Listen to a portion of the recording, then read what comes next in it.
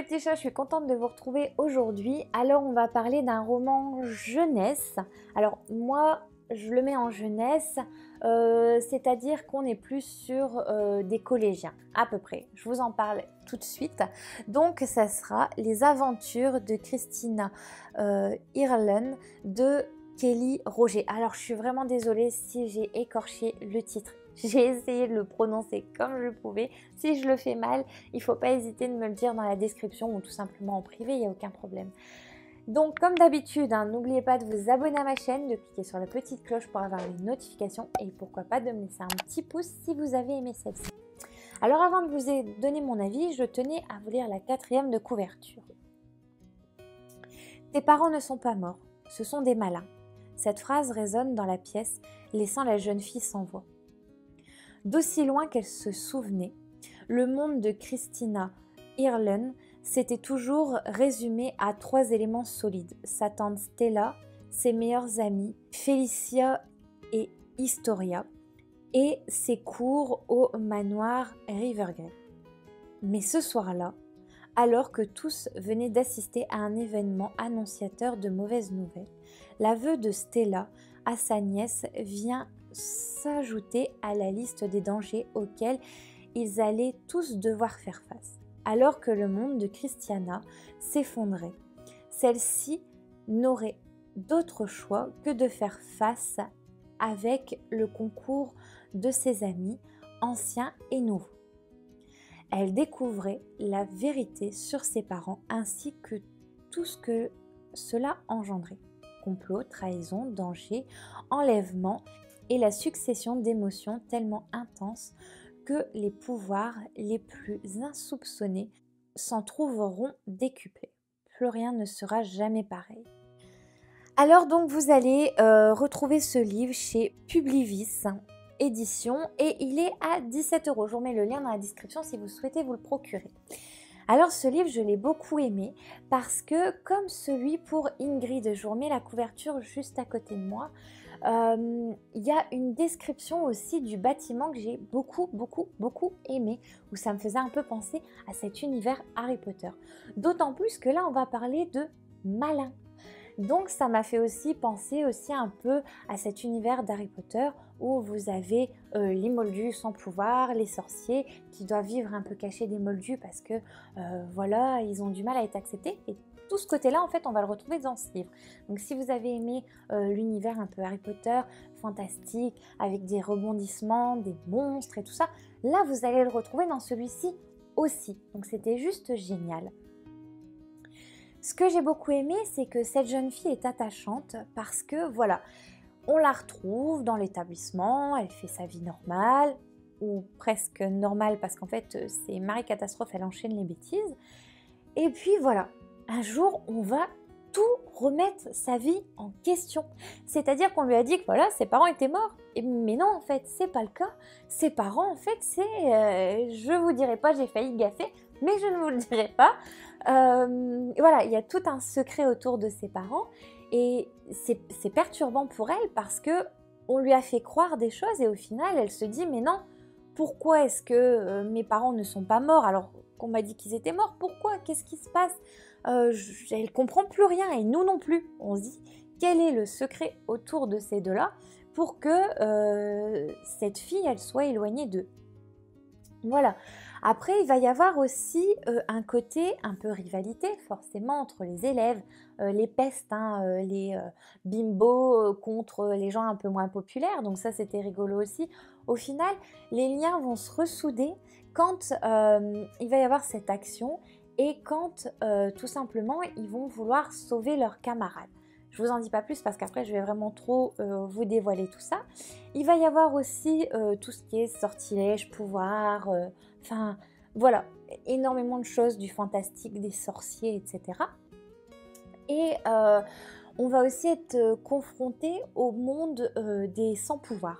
Voilà, donc des moldus pour Harry Potter, si vous voulez avoir cette référence Harry Potter. Elle va pas nous le dire comme ça dans le livre du tout, rassurez-vous, c'est vraiment pas un plagiat d'Harry Potter. Mais ça m'a fait penser à ça. Et comme j'aime beaucoup cet univers et que J.K. Rowling n'écrit plus, sur Harry Potter, je trouve ça trop triste, eh bien j'ai beaucoup aimé du coup me replonger dans tous ces univers avec cet auteur.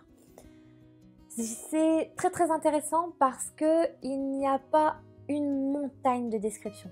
Elle en met juste ce qu'il faut pour qu'on puisse comprendre le lieu, pourquoi, comment, etc. Elle nous refait faire aussi des bonds dans le passé, mais attention, on n'est pas perdu, tout est bien décrit. Elle nous dit quand est-ce qu'on retourne dans le présent, enfin, c'est très très bien amené. Franchement, j'ai été surprise parce que en lisant la 4e de couverture, je ne m'attendais pas forcément à ça. Je m'attendais à une lecture voilà, assez classique, un roman jeunesse, avec de l'action, des histoires d'adolescents, et puis voilà. Et au final, j'ai été très très surprise parce que déjà, je ne m'attendais pas à cette fin, je ne m'attendais pas à cette solidarité entre les élèves, je ne m'attendais pas à ces trahisons, enfin, c'était vraiment de l'inattendu, carrément. Donc je pense qu'il y a peut-être des choses qui manquaient un petit peu dans la 4e de couverture pour nous donner peut-être un petit peu plus envie de le lire.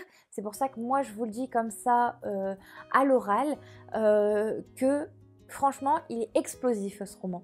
Et que ça fait quand même le 2e livre où ça m'arrive, où pourtant c'est assez rare que j'y ai 4e de couverture, mais où en lisant la 4e de couverture je me suis dit ouais c'est un livre sympa, je vais passer un bon moment.